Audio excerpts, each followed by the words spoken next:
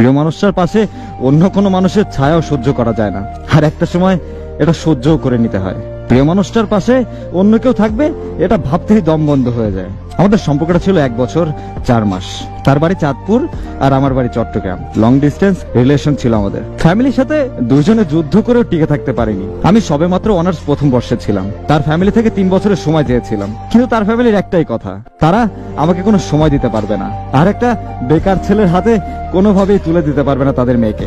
তাদের না করার আরো একটা কারণ ছিল, কারণ আমি চিটাগাং এর মানুষ, আর চিটাগাং এর মানুষরা নাকি ভালো হয় না।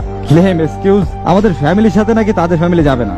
তার মায়ের সাথে আমি অনেকবার কথা বলে বোঝানোর চেষ্টা করেছি, আমার বন্ধুরাও অনেক চেষ্টা করেছে, কিন্তু তারা ব্যর্থ। সেও অনেক চেষ্টা করেছিল। শেষমেশ অনেক ভরসা নিয়ে তার বাবাকে কল দেই। কিছুক্ষণ কথা বলার পরে আমার উনি ওনার ফ্যামিলির ব্যাকগ্রাউন্ড, দেন তাদের গোষ্ঠীর মধ্যে নাকি যারা যারা রিলেশন করে বিয়ে করছে তাদের সংসার নাকি বেশি দিন টিকে নাই, এই জন্য নাকি তারা আমাদের রিলেশনটাকে বিশ্বাস করে না।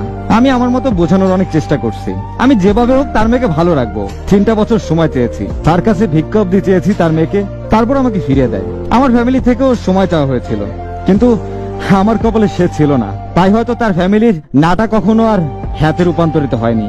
আমি চট্টগ্রাম ইসলামিক ইউনিভার্সিটিতে পড়তাম। প্রাইভেট ইউনিভার্সিটিতে পড়ার ফাঁকে কোনো কাজের সুবিধা তেমন নেই বললেই চলে।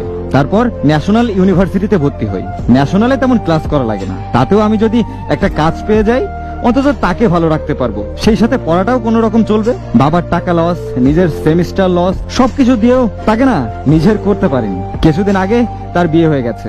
তার বিয়ের কিছুদিন আগে আমাদের ঝগড়া হয়। আমি অভিমান করে আর কথা বলি নাই, আর এর মধ্যে সে জেদ দেখিয়ে বিয়ে করে নেয়। আমি বিয়ের 2 দিন পর জানতে পারি, তাও তার কাজিনের কাছ থেকে।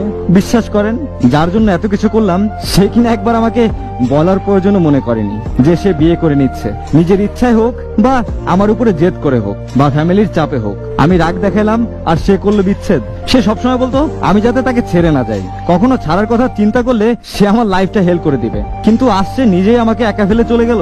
আজ 2 মাস 9 দিন হলো তার বিয়ে হয়েছে। এখনো সবকিছু স্বপ্নের মতো মনে হয়। ভালোবাসা একটা সময় শেষ হয়ে যায়, কিন্তু তার মায়া কখনোই আপনার পিছু ছাড়বে না। সে আমার অভ্যাসে পরিণত হয়েছিল, যার কারণে তাকে না পাওয়ার যন্ত্রণা আমাকে মানসিক শান্তি দিচ্ছে না। ভাবতেই চোখের কোণে আমার পানি আসে যে তার সাথে আমার থাকার কথা ছিল, আজ সে অন্য কারো পাশে। মনের ভেতর তার সেই জায়গাটা শূন্যই রয়ে গেল। দুজনে রাজি থাকার পরও কেউ কাউকে না পাওয়ার যন্ত্রণা বয়ে বেড়াচ্ছি।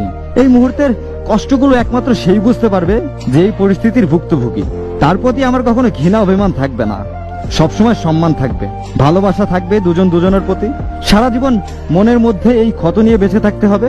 সর্বোপরি এটাই বলতে চাই, ভালো থাকুক সে অন্যের ভালোবাসায়। জেদ অভিমান এসব ভালো না, অনেক সম্পর্ক এক মুহূর্তে শেষ করে দেয়। ভালোবাসার মানুষটার জন্য কতই না স্যাক্রিফাইস করেন, তাই না? তাহলে এইটাও একটু বুঝেন, সামনের মানুষটাকে বোঝার চেষ্টা করেন, তা না হলে কিভাবে হবে বলেন? জেদ অভিমানে নেওয়া ডিসিশন যে সবসময় সঠিক হয় এমনটা কিন্তু না। এই জেদ অভিমানে নেশা একটা সময় কেটে যাবে, তখন আপনি আপনার প্রিয় মানুষটাকে মিস করবেন আর আফসোস করবেন। তো এসবের কি দরকার বলেন? আর ভালোবাসার সম্পর্কগুলো পরিবার কেন জানি মেনে নিতে চায় না। তারা কিভাবে তারাই জানে। একটু সময় দিলে কি বা ক্ষতি হতো? ভালো থাকলে তো তার সন্তানটাই ভালো থাকতো। শুধু শুধু সন্তানের একটা খুশি কেন কেড়ে নেয় বুঝি না।